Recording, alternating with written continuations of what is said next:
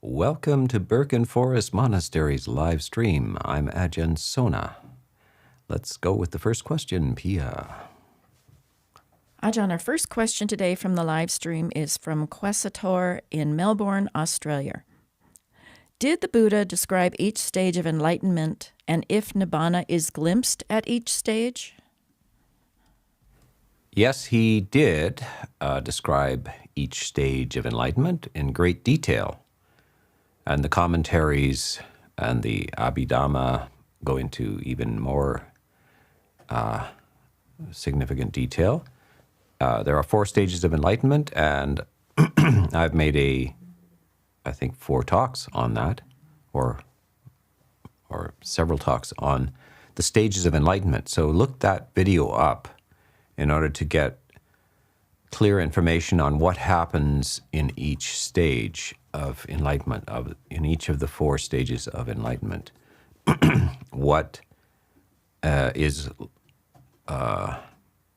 left behind and what is acquired in each stage.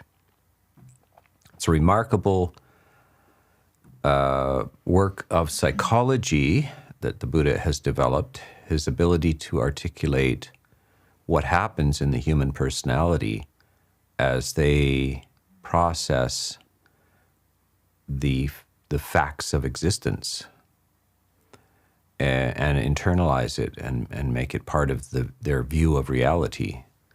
And it happens to some degree or another.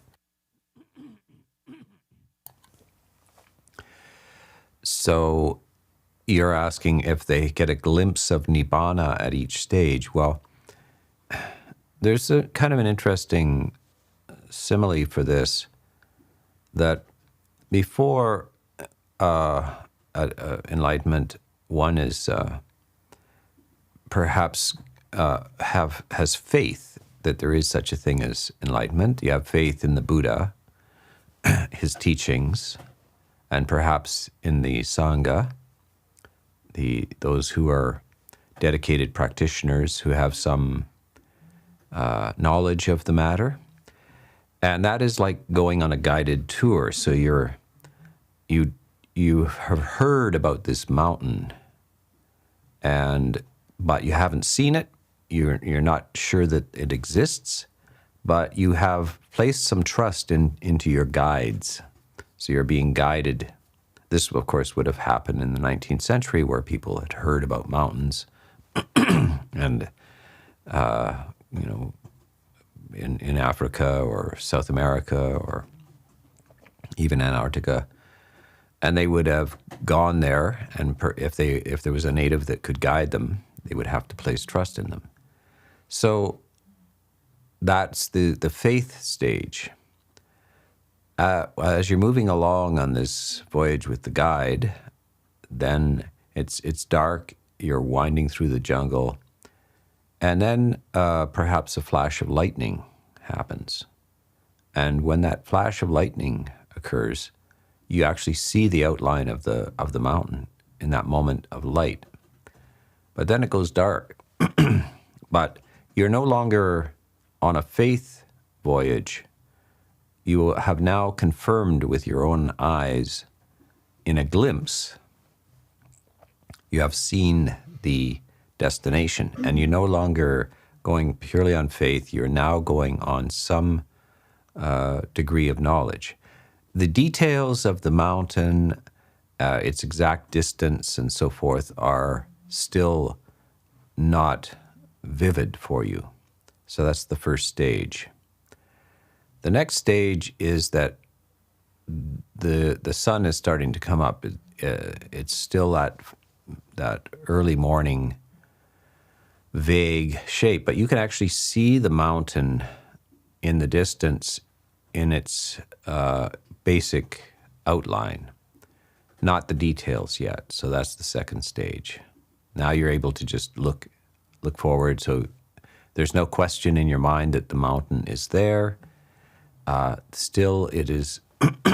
There's low light and perhaps a mist, so you can't see the details. The third stage, the sun has come up, and the mountain is revealed in detail. You can see it clearly with your eyes, and you can see it's well lit, and every detail of it, and any sort of faith requirement or anything like that is long in the past. And now it's just a matter of time until you reach the peak. And then the fourth stage is that you're standing on the peak of the mountain. And all information about it and so forth is not necessary. You're actually on it, and it's revealed. And the only thing at that point, perhaps, is that you could guide others along to the mountain, but you have no doubt about the nature of the mountain. It's fully lit, and you're on the peak. So those are the stages of clarity in the stages of enlightenment. Okay, let's go to the next question. Next question from the live stream is from Abstract Mind. Do eye and ear consciousness need to arise simultaneously with mind consciousness when the object of sense impression is purely mental, such as imagining a singing songbird, or mind consciousness arises alone? If mental objects impinge only on mind consciousness, then how can it experience mental sights, sounds, etc., as different senses, despite being a single sense base? Yeah, that would be a typical kind of Dhamma question. Abhi means around, and Dhamma means the teachings of the Buddha. So monks who are of an intellectual bent would discuss certain points of the Dhamma that the Buddha had generally talked about, and they would want to refine the details. So this is Abhidhamma, meaning talking around the Dhamma. It's really a actually commentarial tradition. It's not necessarily directly from the Buddha, but it's monks exploring and following the threads where they lead in terms of the details. So this is the inner world of imagination now. So the mind, there's a basic description that the Buddha gives, how consciousness arises, how the world, in fact, arises so there's an object, and there's a working eye, and then there's eye consciousness. Notice that when you're not conscious, you don't see anything. So you have to be conscious, and you have to focus on the eye consciousness, and then when the external object and the working eye and the eye consciousness, when those three make contact, there is sight. And, basic description is very interesting that it seems elementary. But of course, even in this day and age, such things are discussed. Is there an external? This is philosophy. Is there an external world, or is this just a manifestation of the mind? In a few centuries ago, many people did not think that light came from the object to the eye, and then was internalized, and like neuronal circuits reprocessed the image, and the external world appears in your brain, in a sense, and is a facsimile, is a full reproduction, a three-dimensional reproduction of the world. But it's not. It's happening inside your head. The natural intuition is that it's happening outside your head, that you're actually seeing the world outside your head. And they would have drawings of sight going out to an object, that somehow like the eye was radiating light towards an object, and that's how you perceived the object. It's out there, and your eye goes out to it. The Buddha is suggesting that there's the object, there's your eye, and there's consciousness, and the three have to meet.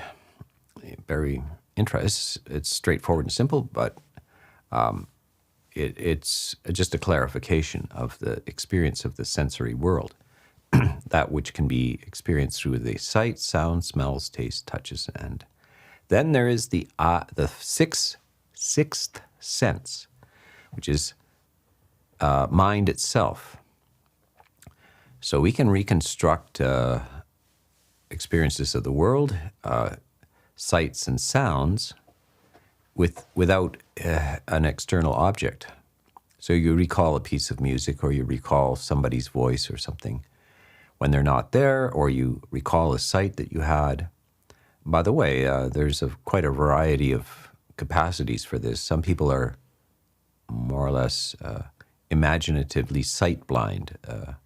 They are not able to conjure up an internal memory of a sight. It's interesting. These people can be very bright and go through university and everything and not even realize that they are without internal sight constructions. So it's amazing the mind can do this and reproduce this. And then others are very aural, A-U-R-A-L, ear-oriented, sound-oriented. And they can reproduce in their minds sounds. Others don't. So how does the mind do this? How can the mind distinguish between an imagination sight and an imaginary sound? Well, the theory in Abhidhamma is that consciousness does only one thing at a time. It can either create a sight or it can create a sound, but it can't actually do both at the same time. But it does it so fast that you don't notice that it's doing two things. It's flipping from the sight consciousness to the sound consciousness internally, and that's how it does it. You can notice this.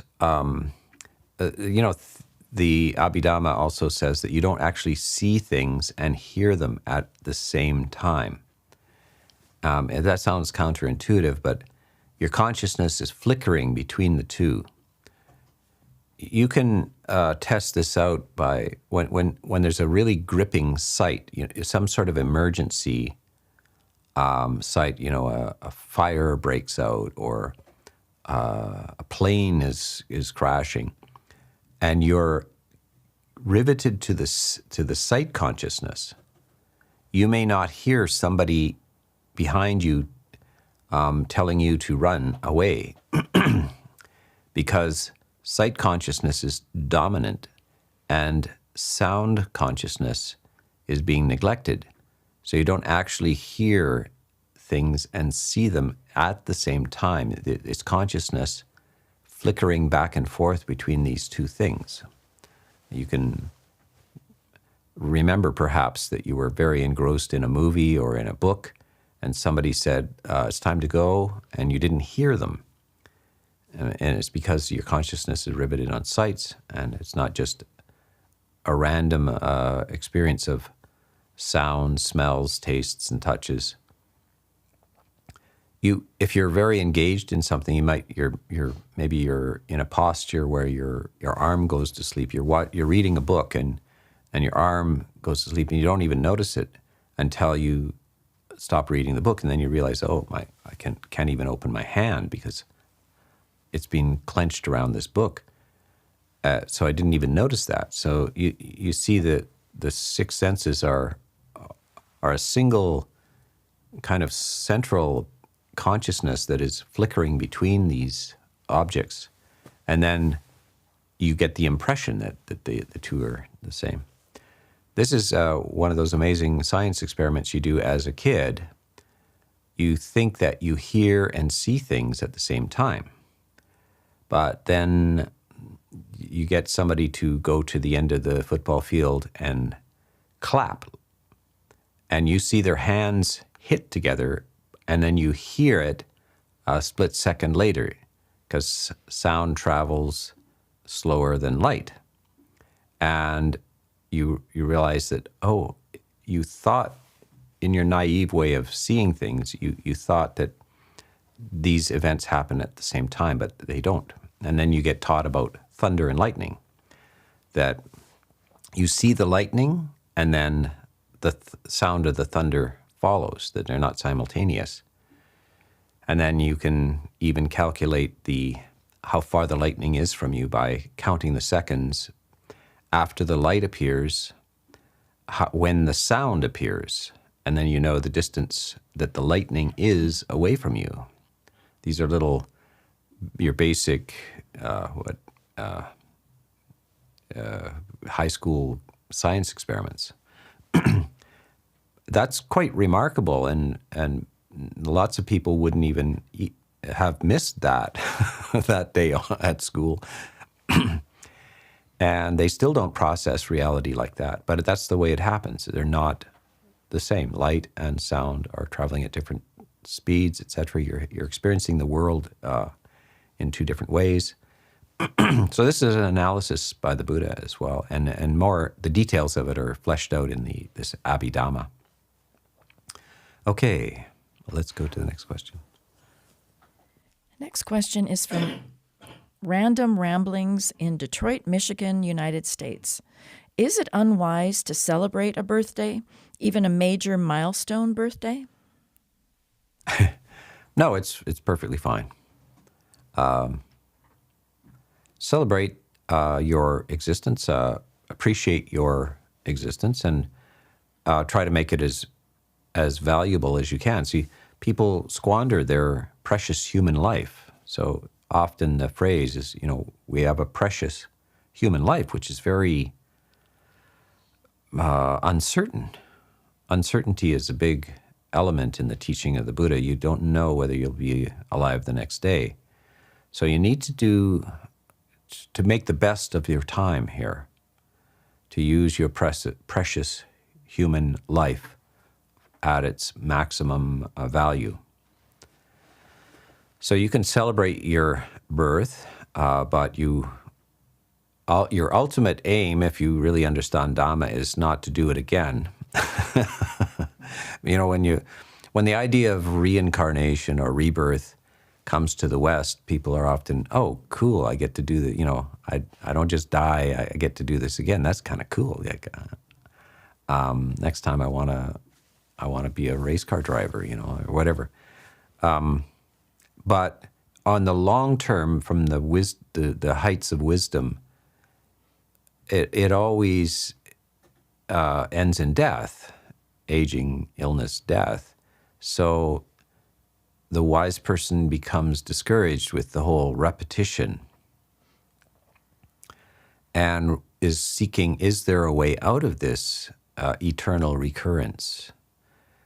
This is it's kind of creeping into the scientific ideas about the universe as well these days. Is the universe appear out of nothing at the Big Bang and then persist for extraordinary long time and then dissolve into nothingness? Or was there something before the Big Bang which is recurring? Is the universe recycling? And is it then in an eternal cycle where the universe just keeps banging? The repetitive Big Bang. This is the theory in Buddhism, is that there's a recurrence of existence in different levels of the universe. These can be known as different states of consciousness, also stations of consciousness. So you can see that the condition of moral consciousness is not developed in some people. They're very amoral. They don't have an appreciation of anybody else's well-being, or they're very unsophisticated even in their own sense of happiness and so forth. And others are very highly developed. So there are.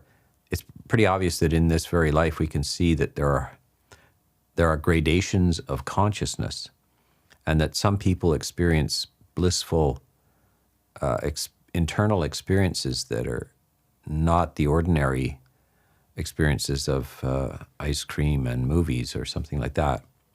Others can't even appreciate ice cream or movies. They are not participating in the more or less normal human level of experience, sensory happiness. Others are very appreciative of abstract ideas, philosophers and mathematicians and so forth, and they're experiencing a universe which the ordinary person doesn't experience, etc. So these are possibilities for rebirth into those different stations of consciousness. But it's all right to celebrate your birthday, but make good use of this precious human life, aspiring to higher states of consciousness, or ultimately to the release from this cycle of rebirth, which is called nibbana. Yes. Next question is from Cindy in Suffolk, United Kingdom. If clinging and attachment cause you to be reborn, what happens if you die apathetic to life, unattached to anything? Well, we have to be careful with this word apathetic. Sometimes when people hear about Buddhism, where what's the lifestyle of the monks? They're not married. They don't have kids. They're not going to work. What are they doing? There seems to be they've resigned themselves from normal human life, and that must be a bit dreadful. Most people can't conceive of happiness outside of the normal activities of life. I mean, actually, everybody has been raised by somebody. So your real experience of life is as in a family of some sort. And then it's maybe hard for a person to conceive of going through life outside of a family.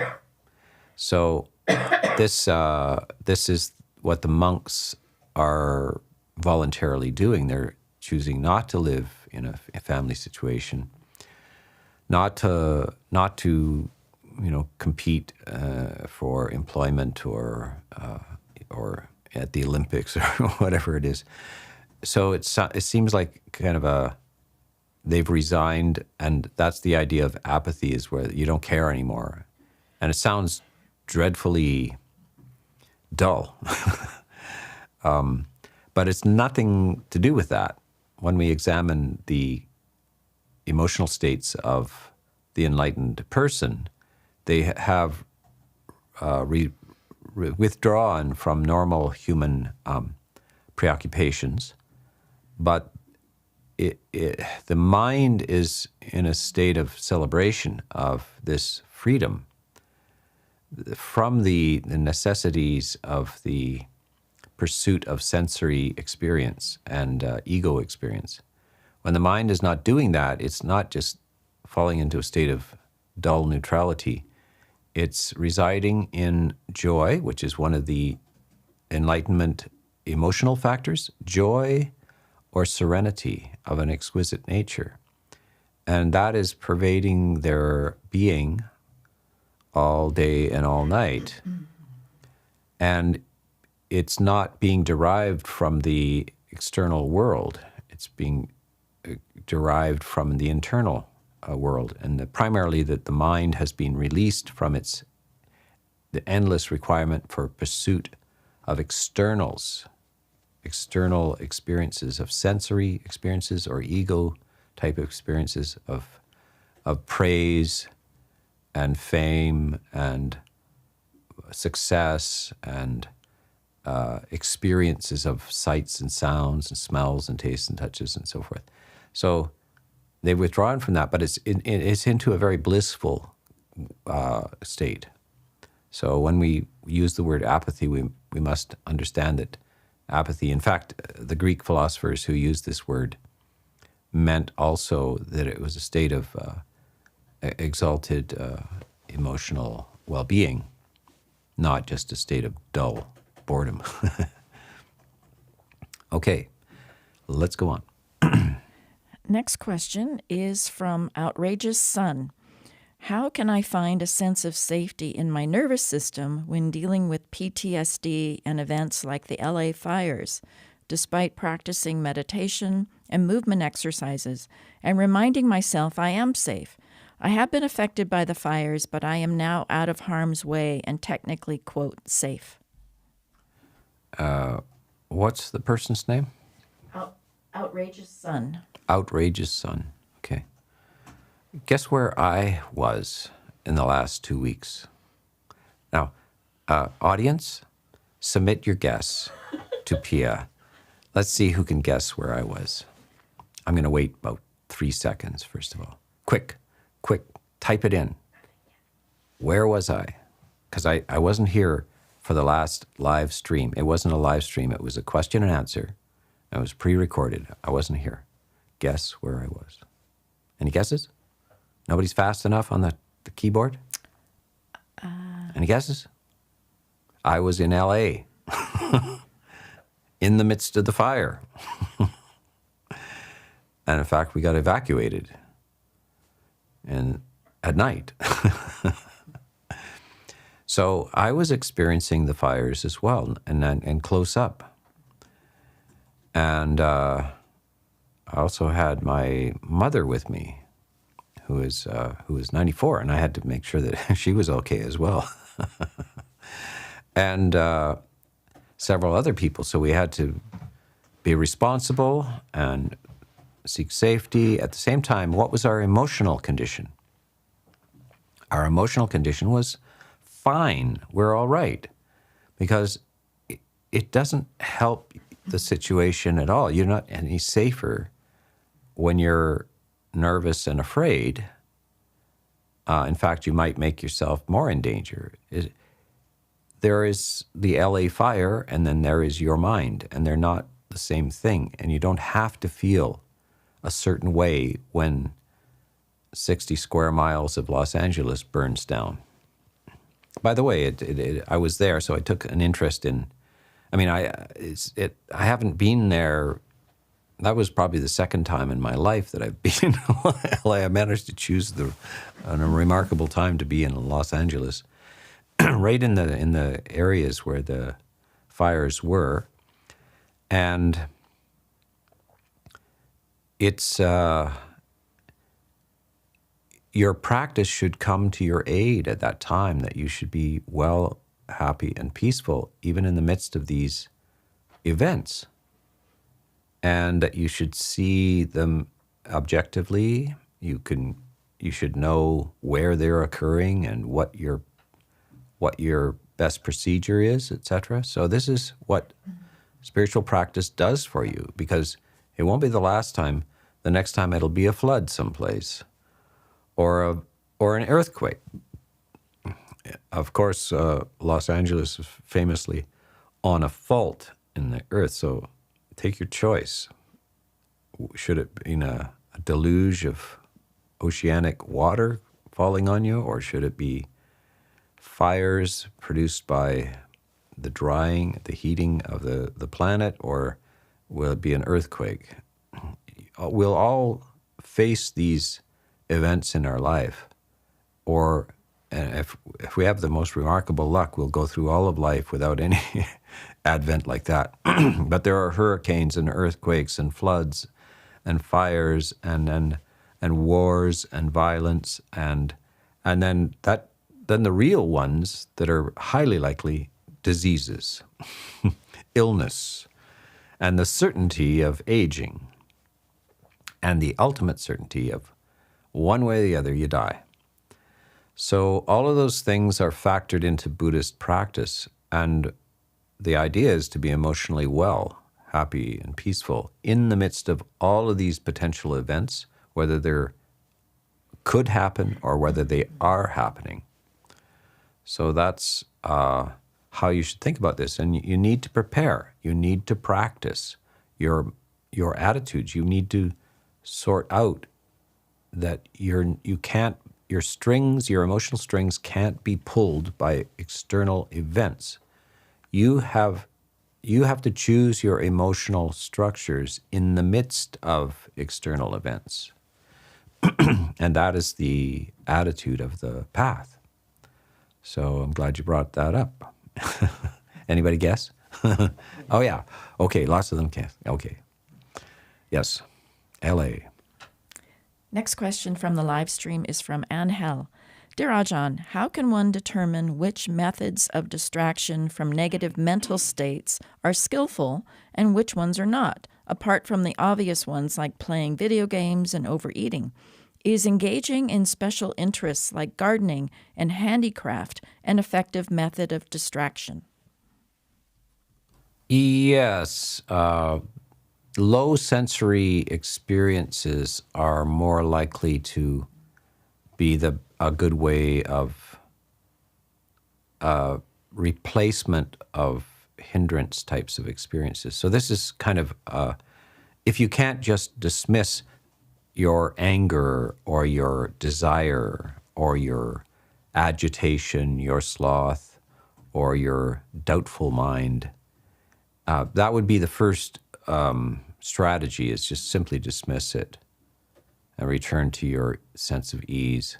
If not, then you have to bring in a meditation topic, a spiritual topic, to fill in the space so that anger, greed, agitation, sloth, heaviness, doubt don't have any room to pervade your mind. If failing that, then you should bring in the larger picture of your life, that these emotions, these psychic irritants, these 5 hindrances, are disfiguring to your aspiration for beauty, and that you should have a sense of, that the wise would say you shouldn't be thinking that way, you shouldn't be doing those things. And then there's, that all fails, and there's a simile the Buddha gives is, a man is running and he thinks, why am I running? Why don't I walk? And then he's walking, and then, why don't I sit down? He sits down. And then, why don't I lie down? I lie down. So the hindrances, the psychic irritants, the 5 hindrances are so strong that they can't be stopped, but they could be brought down in stages. And so that might involve distraction. So you decide to go, you're feeling lethargic, heavy. You can't dismiss it. It doesn't go by will. So you go out for a walk in the fresh air. You maybe splash water on your face. You look up at the sky. You get some light in your eyes. So this is the way to replace that. You're angry. You have this seething resentment of the political situation or some relationship where somebody done you wrong, and you then and you can't get over it, so you go out and tend your garden, and that would be a good replacement, where you're just digging the soil and watering and taking up some weeds and planting some new flowers, and something like that would be fine. That's a nice, fairly low sensory structure of replacement. And finally, at the end, you find that you've let go of your hostility, your anger, your resentment. So that was successful. We need these things. These are therapies, and we need them in certain levels of coarseness that need to actually change the situation altogether, physically change and so forth. Is a method. It's an option. It's fairly coarse, but it's valuable in the long term. Ultimately, we'd like to be free from the hindrance themselves, and then we don't have to resort to these other activities. So, yeah, computer games and intense, getting undistracted by going to a casino and gambling or something is not the way to do it. Those are very strong sensory experiences. Or, well, of course, people do it all the time. They use drugs and alcohol because they're unhappy, emotionally unhappy, and it's an escape. But that's a bad escape. They really need alternative means of distraction from their primary emotional state. And in the meantime, they need clarity in order to get insight into the situation and learn how not to have those heavy, dark, negative emotions. Okay. Next question from the live stream is from Zuri. Does the Buddha have similes for depression? I know of the stagnating pond, but perhaps there are others that would also help. Yeah, the stagnating pond is not a simile for depression. Yeah, although it may accompany depression, it's primarily for lack of energy, lethargy. So sometimes we're just tired. We're not depressed, but we're tired. We're lacking energy, etc. It's It's not identical to depression. Depression, in fact, is a form of aversion, of ill will. You don't like the situation. So depression arises. People who are depressed, they don't like the people in their lives. They might also be depressed because they don't like themselves. They feel that they are a failure. They're of little value, and this is depressing to walk around feeling like that. It's some form of aversion, dislike and could be outright hatred. Hatred, by the way, is dangerous because if you're like, let's say the world right now is in a kind of a fraught political tension, and you're grinding away in your mind about this terrible party that's been elected and this and that and this person who's running around and saying bad things and expressing unwise, damaging ideas, and you are angry at them. You're angry at them. And now, if you keep this up, you will be depressed. The anger will turn into some sort of sadness, heaviness, hopelessness, etc. And that's what depression is. It starts to have a life of its own. You have walked into a maze of emotional despair, and you eventually you can't remember how to get out of it. You can't change the channel anymore. So you don't want to repeat this stuff, because what happens is it seems absolutely real and convincing. But actually it's not. No situation determines your emotional structures. You need to say to yourself, I am doing this to myself, and it's because I'm unwisely attending to the faults of myself or the world. Doesn't mean that the world has no faults, doesn't mean that politicians have no faults, doesn't mean that you have no faults. It means that there's a way of looking at this stuff that does not produce this negative, this anger and hate, because it leads to despair as well. So that's the proper simile for this. Anger is an illness. The Buddha talks about anger being an illness. And you know how it is when you got the flu. It's dreadful. You can't eat. All of the joy of the world leaves you and so forth. And then you get better. And by gosh, it really is nice to be over the flu. And so it talks about a person getting over an illness.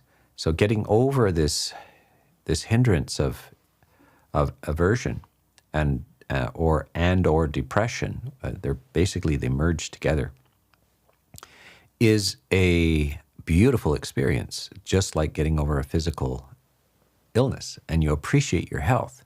So you appreciate your happiness. But people are not don't understand how they inflict this on themselves. So it's a philosophical attitude. And quite often very good people, sensitive people, fall into this. They think they should be outraged by all the injustices and terrible things that happen in the world. But when they do this, they fall into despair and they become depressed. And how does that help? It doesn't help. Doesn't change the world, but it does make it worse because one more person is suffering unnecessarily. So that's the way to diagnose this and the proper similes for this. Yeah. Okay, let's go on to the next question. Next question is from Trevor in Sri Lanka. Dear Venerable Sir, how would you define wisdom? Wisdom is knowing what's important. So quite often it's confused with intelligence. Intelligence is that you can answer the questions on an IQ test. It measures your capacity for mathematics, logic, and perhaps articulation of an understanding of the written word. Comparison, the capacity for comparisons of recognizing similarities in shapes and things like this. And this is IQ. Whether you do well in school, that kind of intelligence helps you do well in school. But it's not wisdom.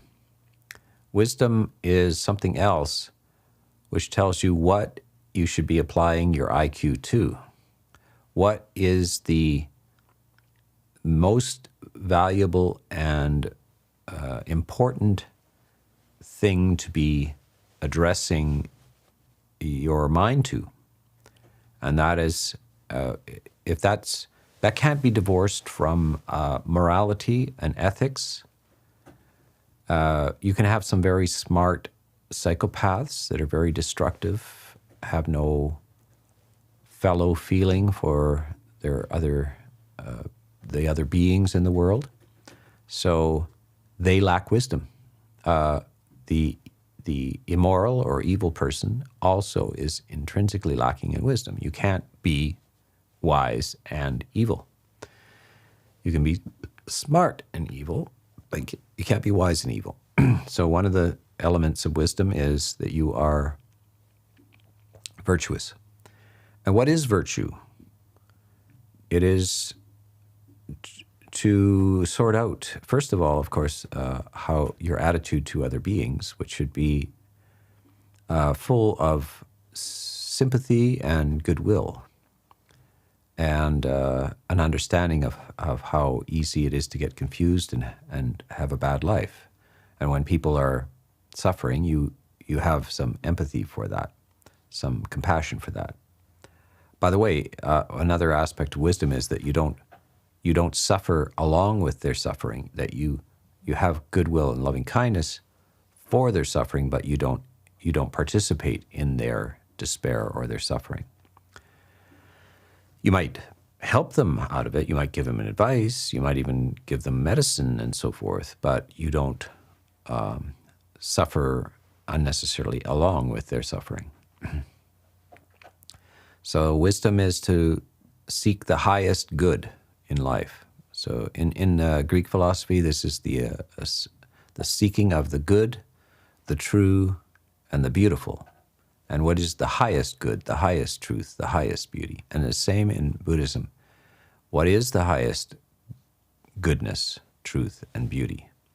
And it is ultimately Nibbana, which is takes a lot of IQ points to actually get to that solution as well. So wisdom doesn't abandon intelligence. Intelligence is a great assistant to wisdom, but it is different than wisdom. It's kind of like knowing how to build a house, but what house do you want to build? So the architect, the designer, designs a house that you want to live in. And then the carpenter comes along and puts up the 2x4s and so forth. But those are two different activities. If a carpenter just puts up 2x4s, they can do it very skillfully, but what is the structure and what's its purpose? So that's wisdom, is what is the structure, what is its purpose? Yeah. Okay, let's go to the next one. Next question from the live stream is from Ryan. What would be the best way to inform my 13-year-old daughter of my diagnosis of a brain cyst?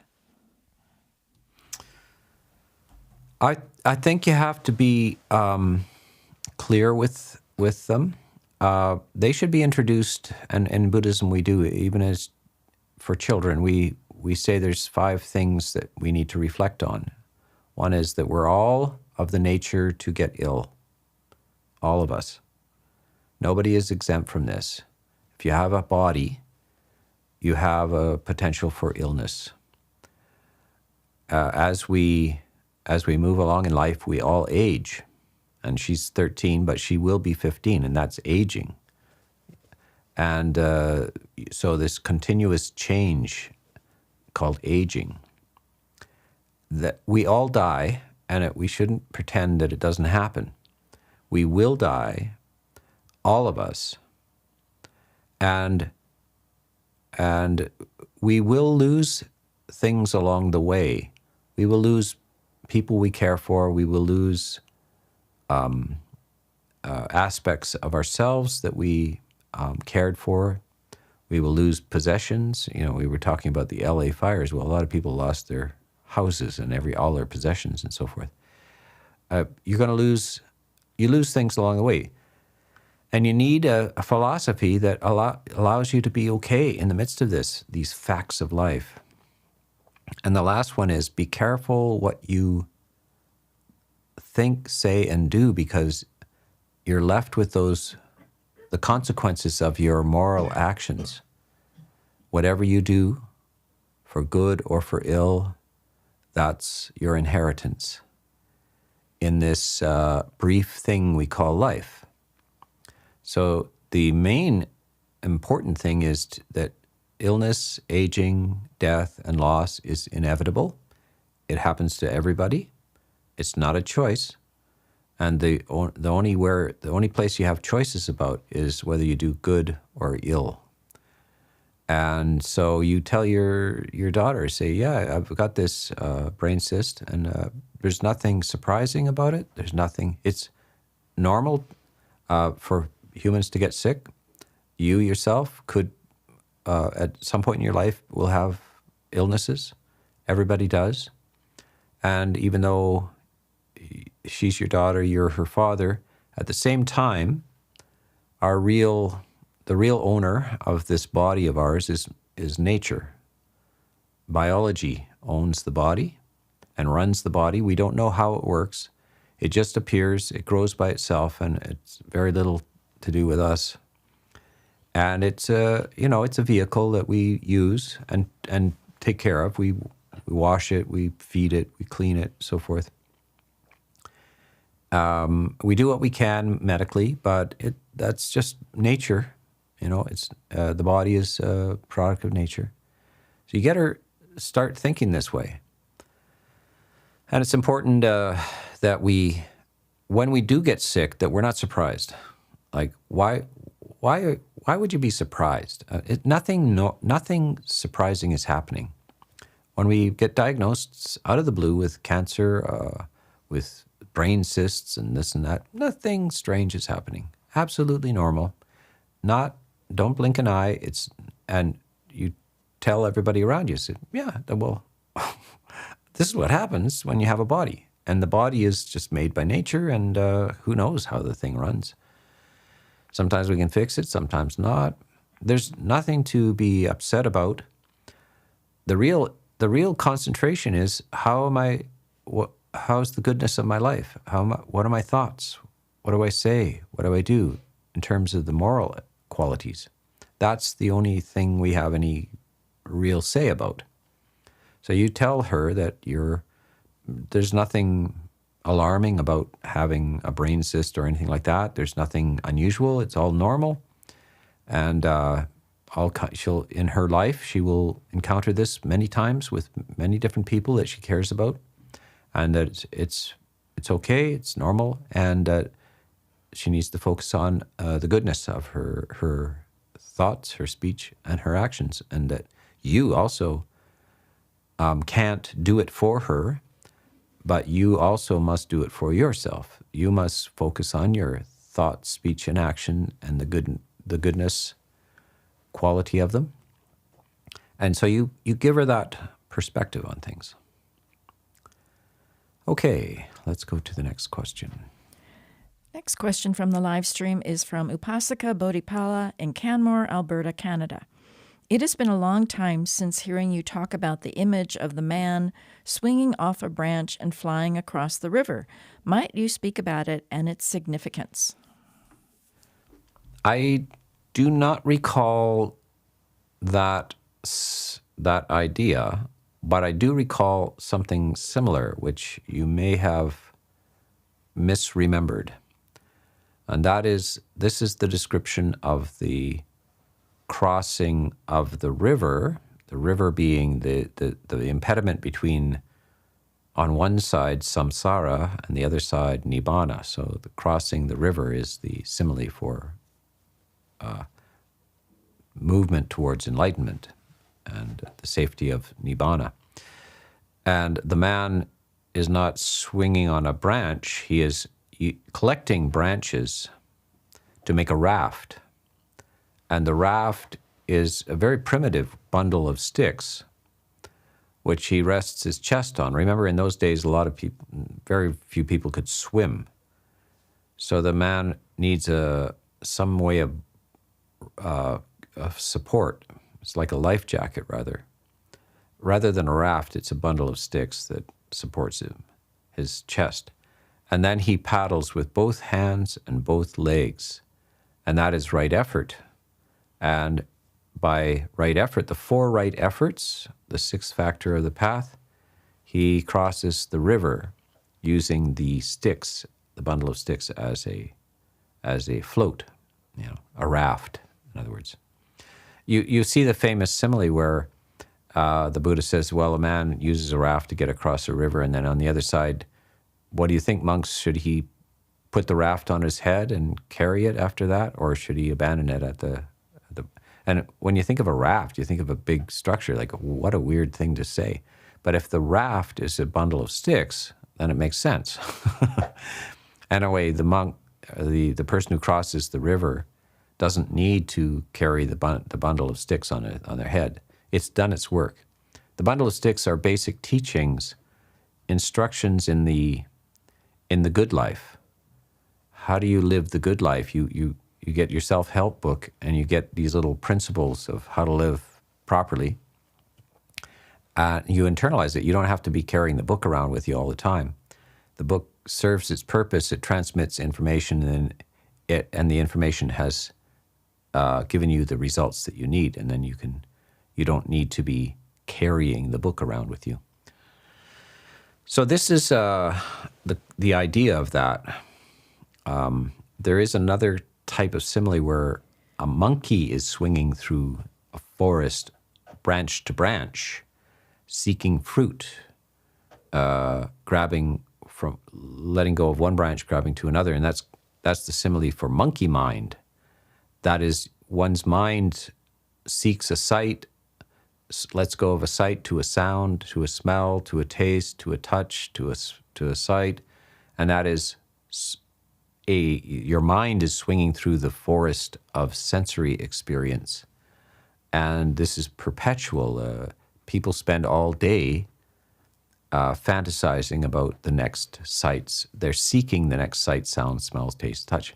When they come to meditate, they're supposed not to do that, and the monkey mind is very hard to stop from swinging through the forest of sensory experience. So that might also have stuck in your mind, but the one where a man is swinging on a branch across a river, I don't recall ever talking about that. Okay, last question. Our final question today is from the live stream from Invisible Feats. As a lay person, responsibility was what was determined to lie within my zone of responsibility. Now those ideas seem attached to the, quote, I. Is responsibility different in Buddhism? Yes, there are duties to be done. So for monks, even the Buddha had duties to be done. He had to put his robe on and wear it properly and then go on alms round. And he followed the rules of conduct for monks as well. And so all monastics have a number of duties to be done. And this is not to do with the ego. Now, you can contaminate your responsibilities with ego, but it's not necessary. So if you have a livelihood, you have a work that you must do, you should do it. And if you're the employee, you should show up on time, do a proper job, and leave after the period of employment, etc.